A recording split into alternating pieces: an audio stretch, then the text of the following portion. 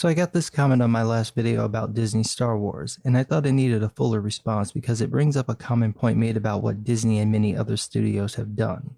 Just to get this out the way, don't contact this person or harass them or anything. We're having a nice, civil conversation, so behave.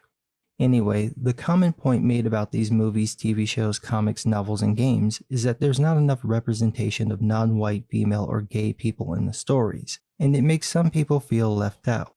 This is what the commenter basically argued, and I get where he's coming from.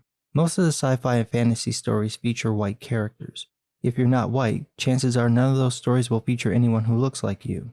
I can see why that could be a problem for some people because ultimately people like their fiction to reflect their own experiences in some way. And sometimes that's going to mean they want the characters to share their physical appearances, at least to a degree. However, there is a problem.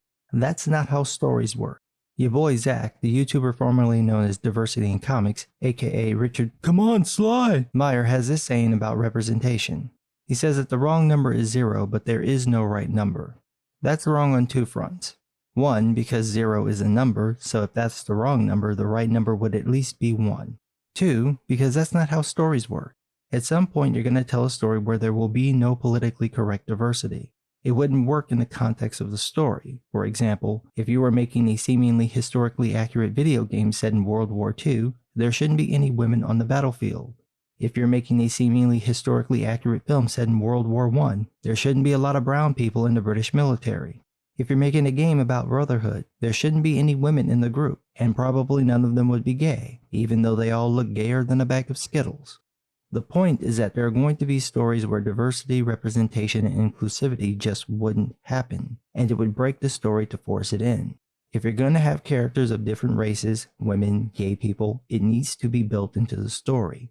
If you just do it to do it, chances are it's not going to work, and it'll be obvious that's what you did. But let's get to this guy's comment. He says, quote, "Sorry man, I tend to like a lot of your points, but as an old Generation X guy that has been watching science fiction and fantasy all my life and grew up on all the classics, I'm sick of not seeing myself on the screen. I'm sick of Hollywood creating worlds that are far away, or in the near future, or in the distant future, or revisiting the past to get away from putting people who look like me on the fucking screen. There are 3 reasons the all-white sci-fi fantasy stuff happens. 1, people write what they know. 2, you're looking at predominantly white culture. And 3, Hollywood makes what it thinks will sell. The first one is obvious. Most Western creators are white, so they will write white characters. I'm sure some of this is driven by racism, but I suspect most of it isn't. It's just people writing based on their experiences and interests. If you grew up in a predominantly white neighborhood, town, county, state, or country, chances are your stories will feature characters who look like the people you know. There are some cases where people are more interested in different cultures and will write about them instead, but for the most part, this is what everyone pretty much does everywhere. Most anime and manga involves Japanese culture. Most Chinese films involve Chinese culture. Bollywood isn't making movies about growing up in rural Norway. They're writing about the concepts, themes, tropes, and folklore native to India. Getting upset that Martin Scorsese makes films about being Italian is silly. Of course he would do that. He's Italian. Why should he make stories about other groups of people? I'm not asking whether he could, I'm asking why he should. Why should that be his focus when his interest lies somewhere else? That gets to the second point. Most people in the West are white. It's an unavoidable fact, and that means most of the storytellers will probably be white. It also means most of the audience will probably be white. As I said before, people write what they know, and they also tend to want to see that in their entertainment. A white audience is probably going to want to see white characters, and expecting the creators and the audience to prefer or demand otherwise is unfair.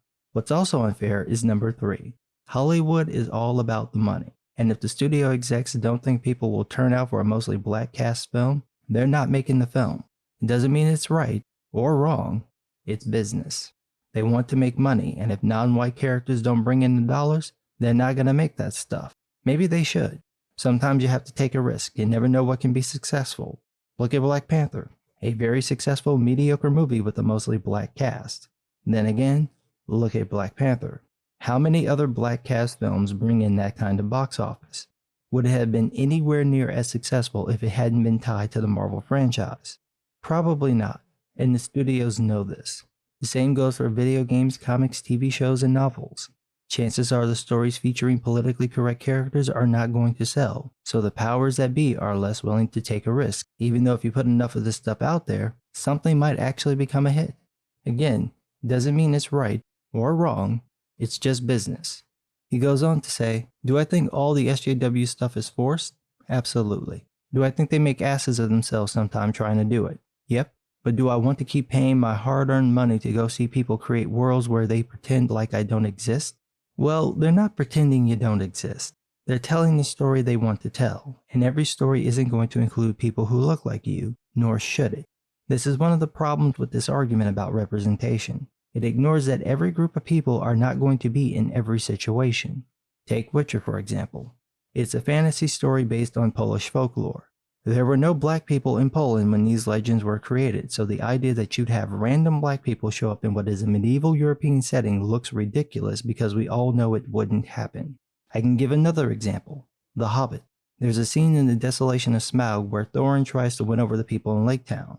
I'm watching the movie going along fine, and suddenly I'm taken out of the film because I saw an afro. I'm like, that can't be right, I didn't see that. But then I saw a black face and I'm like, what the hell is happening here?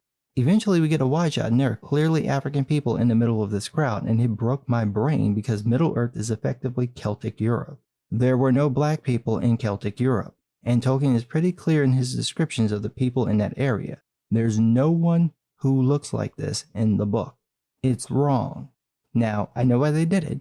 It's the same reason they created Tariel. They wanted more diversity. The problem is that it breaks the lore in the story because we know this wouldn't happen in that setting. It's highly improbable that there were Haradrim or Easterlings hanging around Lake Town. No female elves were battling orcs. Didn't happen. It breaks the illusion of realism to undermine the established lore and world building just because a handful of women and black folks are upset that none of the characters in the franchise they like look like them. The solution here would be to create new stories where you would explain how and why these characters would exist in that world. If you want women to be soldiers, you need to explain why that would happen in the context of that world. If you want a real-world multi-ethnic cast, you need to explain why those people would be in that area. You can't just have them there for the sake of them being there. It needs to make sense. For example, there shouldn't be light-skinned people in Wakanda. These are full-blood Africans. They should never look like Prince. It defies the logic of the lore. He goes on to say, quote, no, I'm sick of Samuel L. Jackson representing all of blackdom as a token Negro that gets work in California. I agree with you. There is more than one black actor in Hollywood. There's no reason why all the roles should go to the same 5 people. That said, there is only one Sam Jackson, and if that's who you want, that's who you hire. So maybe the argument should be that people should stop writing every black male character like Sam Jackson, then they'd have a reason to branch out. Then he says, quote, they want my money, I better see myself. It's as simple as that. But it's not, because you're not really asking for anything other than tokenism, so you're not giving them much to work with. What is it that you actually want? Do you want to see black people in space operas? Only black people? Black people as the lead characters? Are the stories supposed to be about them being black? What about fantasies? Do you want stories built around African mythology? Or do you want black people in medieval European settings? What about films featuring other cultures? Do wuxia films need to include black actors in their cast? Are we really supposed to pretend that black people were gallivanting around ancient China? If I make a film about a Mesoamerican type culture, do I have to include black people in it even though we know it's highly unlikely that there were any black people in South America? Do you see what happens when you're just asking for this nebulous thing? At some point, it makes no sense for those people to be there. The same thing holds true with women in certain stories or gay people in certain stories. Depending on the story you're telling, it would make no sense for them to be there, be the focus of a story, or even be acknowledged. For example, gay people have always existed. Every culture seems to know about this, and most of them have rules against homosexuality. That said, if you were telling a story about Vikings landing in North America, does one of them really have to be gay? That's not how probability works. 3 to 5% of the population may be gay, but you can't just grab a random group of people and go, 3% of y'all is gay. That's not how it works, but that's effectively what you're asking for. He goes on, I'm sick of dying in those goddamn horror movies. Oh, and all the other negative stereotypes where they think they're throwing us a bone. I'm sorry, I'm sick of it.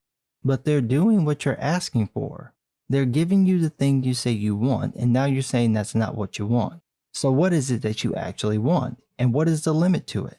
At what point can someone make a film about white people and not have to include minorities in that story? What role do the minorities have to play? What can and can't be done to them? You see what's happening? You're now creating rules of not only who needs to be in the story, but what needs to happen to those characters. You're taking that away from the creator while kind of not telling them exactly what they need to do. I get your point about not having black characters in science fiction. If this is a future or these are aliens, you really do need a good excuse for why everyone belongs to one race. In fantasy settings, this is less of an issue because it's usually based around a real culture, and that will inform what you see in the story. That said, most of Western fantasy is based around European medieval history, so maybe it's time for people to branch out and look at other cultures. Nobody else is really doing that, so you kind of have a monopoly on it. Then again, you can always do the hybrid thing. I mean, we did get Afro Samurai, so you can play with it. Where he loses me is here, quote, "And though I mourn the loss of Star Wars with all the feminism bullshit, I really do. I would rather them destroy the stuff like this than continue on the way Hollywood has been doing things. Let justice be done, though the heavens fall. If part of that heaven is Star Wars, then so be it." Yeah, that's a hard no for me. And here's why. Star Wars is at the forefront of science fiction. It's something everyone knows. So if you ruin Star Wars, that makes it less likely that studios will make any other sci-fi films. Just look at Star Wars. Playing games with the main storyline didn't just hurt the sequels, it hurt the spin-off solo film. It hurt the TV shows. It hurt the merchandise. The Mandalorian should be 3 times more popular than it is, and it's not because Disney got woke with Star Wars. It didn't just make people not like the new trilogy, it made them not like the franchise. Look at Star Trek. Same thing. They took something that had a sizable niche audience, basically made a low-rent Star Wars in the new films, and then got woke with STD and ruined the franchise. It's no longer as viable as it once was, and considering that it was already on a downturn, that doesn't help. Then in comes Picard, and it just made it worse. It's not just making people not like the wokeness, they will despise the franchise. Look at Doctor Who. Here you have them retconning the lore to make the Doctor a black, probably gay woman in a prior iteration. Meanwhile, you've got the current female Doctor destroying the show with each new episode. They're now at the point where they're pissing off the woke fans. Again, that doesn't just turn people off this season, it makes them not like Doctor Who. Now, what do you think will happen when someone decides to tell a futuristic retelling of Zulu or a fantasy set in ancient Maya? Do you think people will want to give it a chance, or do you think they'll take one look at it, think it's another one of those all white people are evil representation films, and not go and see it? Because that's what happened in comics. All the wokeness did was take an industry that was idling and pushed it into reverse. Because of all the identity politics, now anytime people see a black character, a female character, a gay character, they immediately assume it's the wokeness and won't touch it. And it spreads. They stop buying other comics because maybe the creator worked on other books, or too many of their favorite characters have been replaced, or they're literally being told by a creator that if they don't like her politics, then don't buy her books. The result? Marvel has the most popular and successful superhero film franchise ever. We're talking $15–20 billion in 10 years with over 20 films. The Avengers made $3 billion. That means millions of people went to see this movie, but Marvel can't sell 60,000 copies of the comic. More people saw Endgame on the Thursday night show in Maine than will buy an Avengers comic this entire month. Wokeness doesn't make people want more, it makes them want less. It turns them off, not only from that particular franchise, but from the genre, even the medium itself. There will be no more science fiction if wokeness takes over. No one will want anything to do with it because no one wants to be lectured when they go to be entertained, and no creator will actually be able to tell a story because they couldn't do anything with the diverse main characters. Look at what happened with Rey in Star Wars. Look at what happened with Michael in Star Trek Discovery. Look at what happened with Game of Thrones. 3 years ago, people were clamoring for spin-offs. Those are basically done now. Star Wars films are kaput. Apparently the 4th Star Trek film was stopped because it was too much like real Star Trek. You will kill the very thing you want to live by playing this game. Where I will agree with you though is that there should be greater varieties of stories. One thing J.J. Abrams did right with the Disney Star Wars films was writing the character briefs as just character briefs with no racial or sometimes sex descriptions. They just let people audition for the role. I think that works fine for some roles. Is there any reason Finn or Poe or Rose need to be white or male? No. Then let anyone test for the role. I think that would get you some of what you want. I also think getting away from the medieval European stuff would also help. There's plenty of folklore and mythology to work with, so people should branch out, and studios need to take the risk. The same goes with TV shows, games, comics, and novels. Branch out. Everything doesn't have to be a remake of Lord of the Rings. Try something else, and for the novelist, do it in one book. I'm tired of this book 1 of 14. Everything is not an epic. But don't just do it to do it. Add these characters in because that's the story you want to tell. It'll be better if you do it, and will actually resonate with more people. On the other hand, if you tell a good story with interesting characters, you shouldn't have any problem getting people who don't look like those characters to identify with them. You want proof? Look at all the black folks who think they Saiyans and Uchihas. Nary a black person is Japanese, and they have no problem identifying with Japanese characters. This works if you're actually genuine about it. But if all you want is token representation, well, in the words of Joker, you get what you fucking deserve. Ray Skywalker. Liar! But what do I know? I'm just some guy.